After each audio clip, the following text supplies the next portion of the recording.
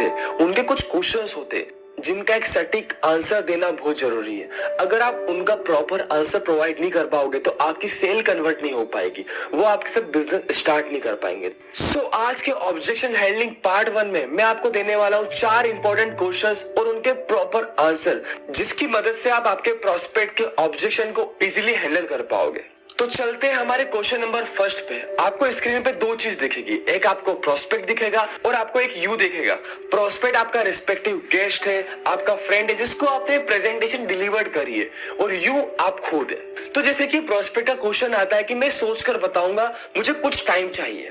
फिर आपको बोलना है क्या सोचोगे आप।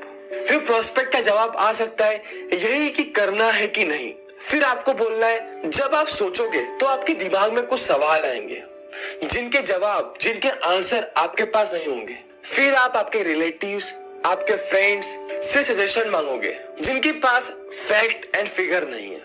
ये कुछ ऐसा हो गया कि शाहरुख खान से क्रिकेट का नॉलेज लेना और सचिन तेंदुलकर से एक्टिंग का नॉलेज लेना। मैं आपसे एक क्वेश्चन पूछता हूँ, अगर आपको डॉक्टर बनना है तो आप किससे सजेशन लोगे? एक डॉक्टर से। अगर आपको इंजीनियर बनना है तो आप किससे सजेशन लोगे?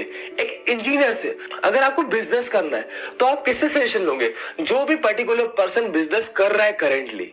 और अगर आपको इस फील्ड में कुछ करना है, आपको डायरेक्ट सेलिंग के अंदर कुछ करना है, आपको नेटवर्क मार्केटिंग के अंदर कुछ करना है, तो आप एक ऐसे पर्टिकुलर पर्सन सजेशन लोगे जो इस फील्ड में एक लेवल पे है, जो इस फील्ड में कुछ अचीव कर चुका है, जो इस फील्ड में वर्क कर रहा है। वही एक आपको प्रॉपर सजेशन, प्रॉपर गाइडेंस दे सकता है। इसलिए आपके दिमाग में जो भी डाउट चल रहे, जो भी क्वेरीज चल रही है, वो अभी आप मुझसे पूछ सकते हो।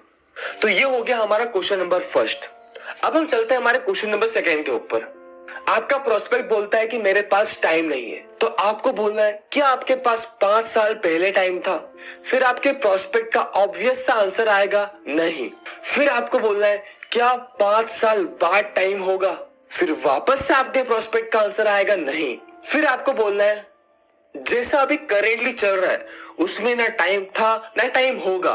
और कैसा रहेगा? जब आप आपकी फैमिली के लिए भी टाइम निकाल पाओ तो वो बोलेगा कि हाँ अच्छा रहेगा। फिर आपको बोलना है आप टाइम तो चाहते हो, ये तो पक्की बात है, आप कुछ करना तो चाहते हो, लेकिन हो ये रहा है कि आपको जाना मुंबई है, लेकिन आप कोलकाता वाली ट्रेन में बैठ गए हो, तो आप कभी मुंबई पहुंच पाओगे?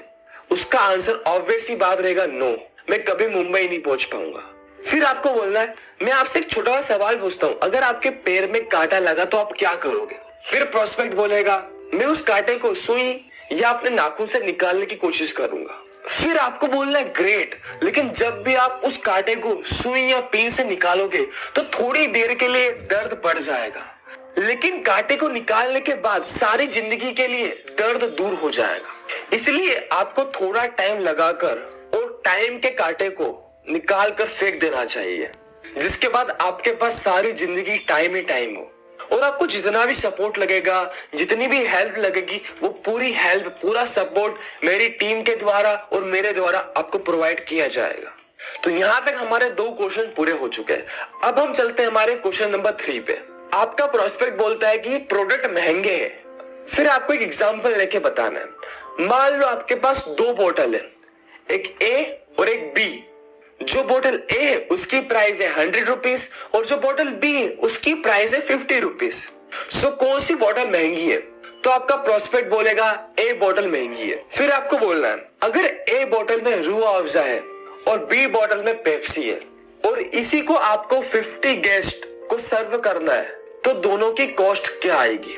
फिर आपको खुद को बोलना चलो एक छोटा सा मैथमेटिकली कैलकुलेशन करते हैं। मान लो रूह अफ़ज़ा में हम पानी मिलाकर 50 गेस्ट को सर्व करते तो हमारा एक्सपेंस, हमारा खर्चा कितना आएगा? ऑब्वियस सी बात है 100 रुपीज, क्योंकि जो ए बॉटल की प्राइस थी वो कितनी थी? 100 रुपीज थी। और वहीं हम बी बॉटल को पिक करते जिसके अंदर पेप्सी थी, तो उसमें कितना एक्सपेंस आएगा?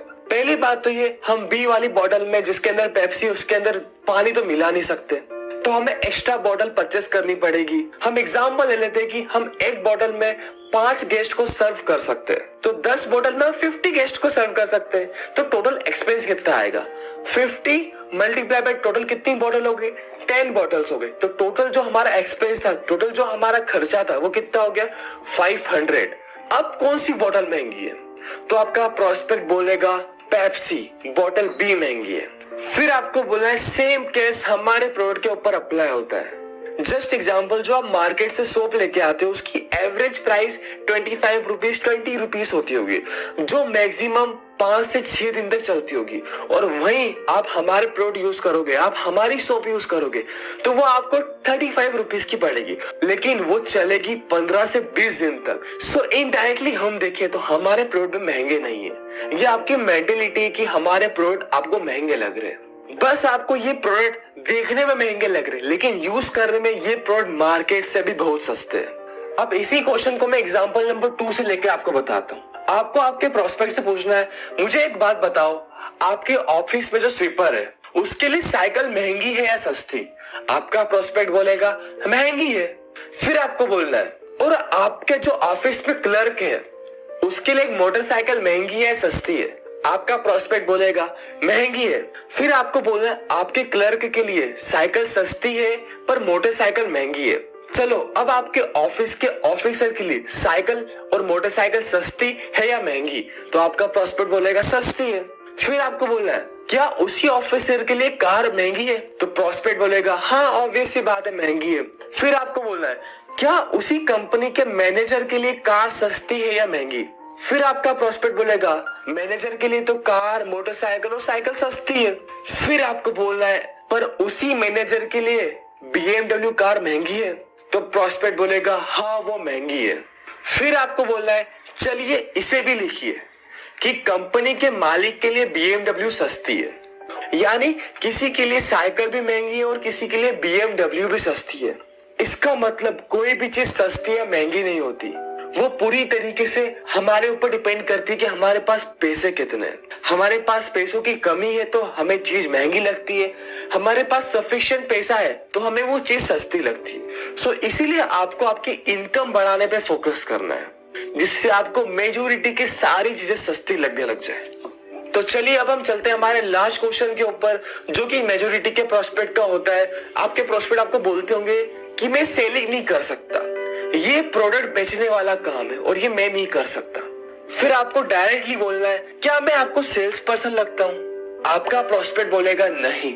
फिर आपको बोलना है अगर मुझे सेल्समैन चाहिए होता तो मैं आपके पास नहीं आता। अगर हमारी कंपनी को सेलिंग मॉडल पर बिजनेस करना होता तो वो सेल्समैन रख लेती, लेकिन वही कंपनी डिफरेंट मॉडल पे काम करी जिसको बोलते हैं माउथ पब्लिसिटी। हम यहाँ पे प्रोडक्ट नहीं बेचते, हम सिर्फ हमेशा एक तरीके की सलाह देते हैं, हम सजेस्ट करते हैं, हम रिफर करते हैं और लोग खुद ऑटोमेटिकली हमसे परचेस करते हैं। मैं आपसे एक क्वेश्चन पूछता हूँ, अगर आपको खांसी होती है और आपने कोई पर्टिकुलर कफ सिरप लिया और आपकी खांसी ठीक हो जाती है, और वहीं आपके पड़ोसी या आपके फ्रेंड को खांसी होती है, तो आप कौन सा कफ सिरप सजेस्ट करोगे? जो कफ सिरप आपने लिया था, जिस कफ सिरप से आपकी खांसी ठीक हो गई। और अगर उसी कफ सिरप से आपके फ्रेंड या आपके रिलेटिव की खांसी ठीक होती है तो वो भी इसी कफ सिरप को सजेस्ट करेगा, इसी कफ सिरप को रिफर करेगा। तो आपका प्रोस्पेक्ट बोलेगा हाँ। फिर आपको बोलना है क्या इसमें कोई सेलिंग हुई? आपका प्रोस्पेक्ट बोलेगा नहीं। फिर आपको बताना है बस आपको प्रोडक्ट शेयर करने हैं जिसका आपको बेनिफिट मिलेगा।